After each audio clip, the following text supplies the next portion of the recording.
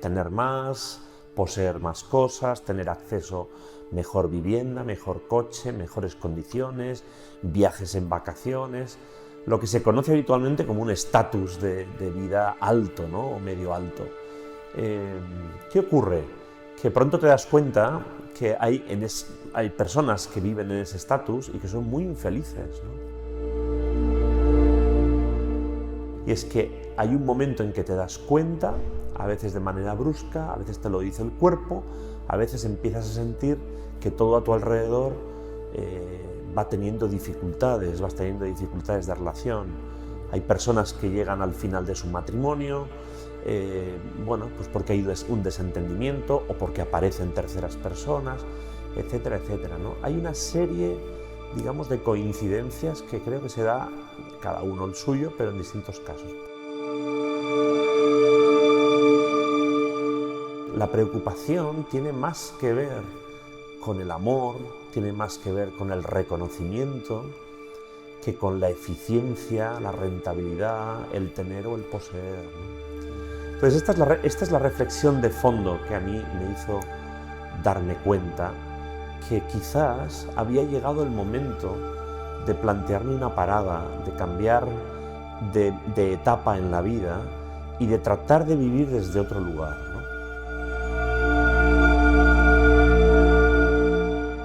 Y entonces ahí se produce un momento que algunos llaman el punto ciego, ¿no? O el punto de vacío, que tienes la sensación de que no hay nada,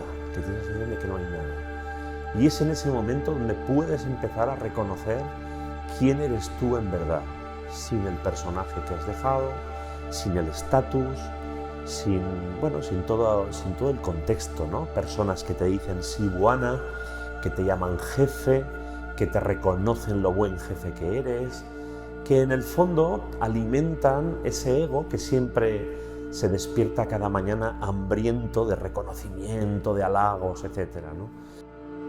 Piensa por ti mismo. Wake up.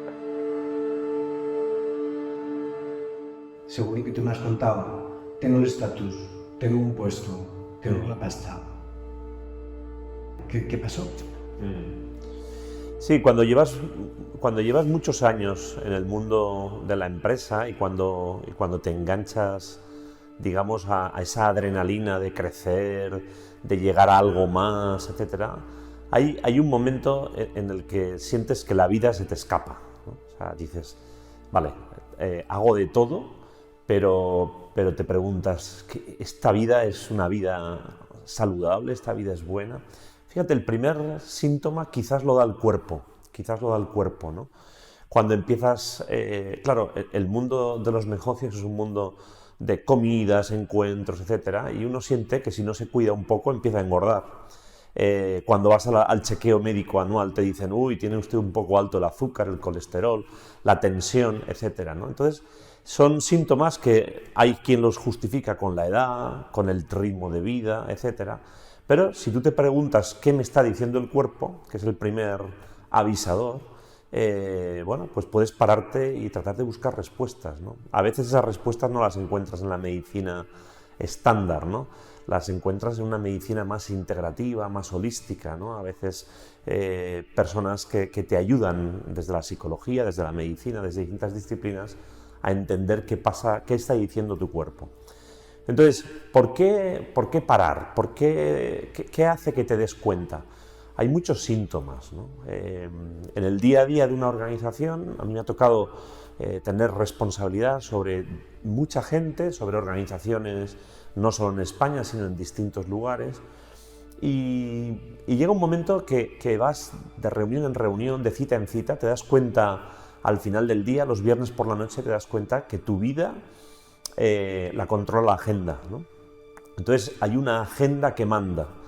Y cuando llega el lunes por la mañana, consejo de dirección, a continuación revisión del plan anual, a continuación primeras reflexiones sobre el plan estratégico, y tu vida se va pasando de reunión en reunión, de reunión en reunión. Y yo siempre he sido una persona curiosa y me ha gustado siempre cuestionarme el por qué hago las cosas, ¿no? No tanto si me siento bien o si me encuentro bien haciéndolas, porque en general soy una persona que he vivido y he sido educado en un ambiente, en un clima de estar al servicio de, ¿no? Y de entregarte a los demás y de hacer las cosas para que las cosas sucedan, etc. Y cuando yo trabajaba en organizaciones, en empresas, bueno, digamos, tradicionales, bueno, pues no me cuestionaba mucho cómo me sentía yo. Lo que me cuestionaba era ¿para qué? ¿Esto para qué? ¿No? He trabajado en distintos sectores, aunque más recientemente en el sector de la educación, desde una mirada de la industria y del sector educativo, no tanto desde la escuela y desde la relación con los niños, niñas o jóvenes o con sus familias, sino más bien en relación con el sector industrial de la educación, ¿no? El mundo editorial, el mundo de los libros de texto, el mundo de los contenidos, las plataformas educativas, etcétera, etcétera, ¿no? Esa dinámica, ese ritmo, hace que en un momento dado te preguntes ¿para qué? ¿No? ¿Para qué este próximo plan estratégico? Y las respuestas que encuentras a tu alrededor para ser más rentables, para crecer, para tener más capacidad económica, para poder invertir, ¿no? A mí esas respuestas llega un momento en que me dejan como descorazonado, ¿no? Es verdad que he trabajado muchos años en el ámbito de los recursos humanos, de la gestión de personas, y hace ya algunos años que en el mundo de las organizaciones y de los recursos humanos se empezó una reflexión sobre la necesidad de una mayor conciencia o consciencia del para qué de las organizaciones, ¿no? Hace ya unos años que empezaron a surgir reflexiones, libros, tesis sobre empresas con alma, ¿no? Yo esto lo detecté hace pues como unos 10 años, ¿no? Y aquello de las empresas con alma, empresas con futuro, me tocó. Dije, uy, empresas con alma, ¿qué quieren decir, no? Y entonces empecé a leer, a interactuar con personas que vivían esta reflexión y a hablar con ellos, ¿no? Y a interesarme, y a estudiar. Y te das cuenta que desde esas reflexiones, cuando observas lo que ocurre en muchas organizaciones empresariales, las culturas que se generan en un entorno empresarial no favorecen ni el crecimiento, ni el desarrollo, ni por supuesto el bienestar de los profesionales que están en ella, ¿no? En ocasiones a veces uno tiene la sensación de que tienen más bienestar los que están arriba de la pirámide jerárquica que los que están abajo. Pero con el tiempo, y cuando tienes el privilegio de estar en la parte alta de esa pirámide, te das cuenta que tampoco los que están arriba tienen bienestar, ¿no? Tienen en realidad vamos a decir, una escenografía, un personaje, un guión que se construye desde esa mirada de tener más, poseer más cosas, tener acceso a mejor vivienda, mejor coche, mejores condiciones, viajes en vacaciones, lo que se conoce habitualmente como un estatus de vida alto, ¿no? O medio alto. ¿Qué ocurre? Que pronto te das cuenta que hay personas que viven en ese estatus y que son muy infelices, ¿no? Y que cuando hablas de lo que les preocupa, ya no de la empresa, etcétera, sino de lo que les preocupa en la vida, pues les preocupa el sentirse queridos, les preocupa el que sus hijos, su mujer o su marido tengan una buena imagen de él o de ella. Es decir, la preocupación tiene más que ver con el amor, tiene más que ver con el reconocimiento que con la eficiencia, la rentabilidad, el tener o el poseer, ¿no? Entonces esta es la reflexión de fondo que a mí me hizo darme cuenta que quizás había llegado el momento de plantearme una parada, de cambiar de etapa en la vida y de tratar de vivir desde otro lugar, ¿no?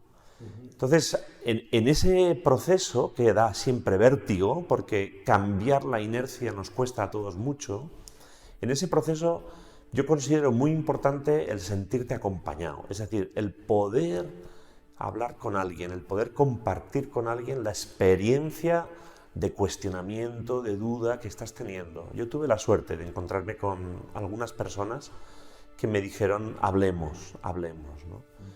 Y también tuve la suerte de poder construir un puente entre la vida que quieres dejar y la vida que quieres tomar, ¿no? Hay muchas personas que conozco que este puente lo viven en modo accidente, a veces accidente de salud, a veces accidente físico, un accidente con el coche. Conozco gente que ha tenido un accidente con el coche y esto ha hecho deténgase la vida, no sin haber muerto. Entonces yo creo que sí, que efectivamente hay un punto de coincidencia en todos los que hacemos este tránsito, ¿no? Y es que hay un momento en que te das cuenta, a veces de manera brusca, a veces te lo dice el cuerpo, a veces empiezas a sentir que todo a tu alrededor vas teniendo dificultades de relación. Hay personas que llegan al final de su matrimonio, bueno, pues porque hay un desentendimiento o porque aparecen terceras personas, etcétera, etcétera, ¿no? Hay una serie, digamos, de coincidencias que creo que se da cada uno el suyo, pero en distintos casos. Por suerte, en mi caso, mi matrimonio no se interrumpió. Sí que tuvimos crisis, sí que tuvimos cuestionamientos. Tengo la suerte de tener una compañera de vida que es muy directa y muy clara y me planteó: yo no te veo bien, ¿no? Entonces, yo creo que es importante escuchar a los demás, ¿no? Porque es verdad que la vida te va devolviendo y te va hablando. A veces nos empeñamos en hablar con ese personajillo que llevamos dentro, que yo creo que tiene mucho que ver con el ego y que realmente acaba invadiéndonos, acaba poseyéndonos, ¿no? Y ese ego siempre pide más. Así que sí, así fue mi darme cuenta, ¿no? Es decir, hasta aquí hemos llegado, ¿qué otra cosa podría hacer? Y a partir de ahí tienes que prospectar, ¿no? Tienes que prospectar, vale, entonces si esto que estoy viviendo no, entonces ¿qué? Y ahí para mí llega un momento crucial de este proceso y es un momento de vacío. Es un momento de cierto silencio exterior e interior, ¿no? Primero hasta que tomas la decisión, pero una vez la decisión la has tomado, hay mucha gente que no toma la decisión si no tiene totalmente construido el puente, es decir, si no tiene su próximo destino ya configurado, ¿no? En mi caso, no sé si por atrevimiento, por audacia o por confianza base, yo decidí dar el paso sin tener la otra parte del puente construida, ¿no? Y entonces ahí se produce un momento que algunos llaman el punto ciego, ¿no? O el punto de vacío, que tienes la sensación de que no hay nada,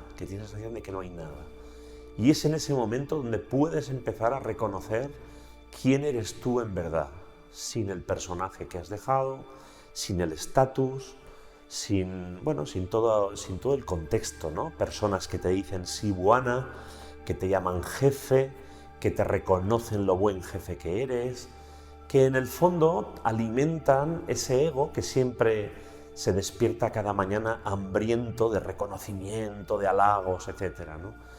Cuando eres consciente de eso se produce un vacío, ¿no? Y dices, wow, pero entonces ¿qué pasa? Es que yo no valgo, entonces es que yo no servía para nada, entonces ¿yo qué sé hacer?, ¿no? Y te enfrentas a un pequeño abismo o a un gran abismo para algunos, ¿no? Que dices, me imagino como la escena de un acantilado, ¿no? Que llegas y dices, wow, abajo hay agua, yo sé nadar, pero eso está muy lejos, no sé si moriré en el salto, pero tengo que saltar, ¿no? Y yo creo que en el momento del salto es cuando emerge esa luz, ¿no? O sea, una luz que dice, no eras lo que tú te creías, eres mucho más, pero no necesitas todo lo que tenías antes, necesitas mucho menos, ¿no? Este es un poco el momento mágico para mí. Despierta. Wake up.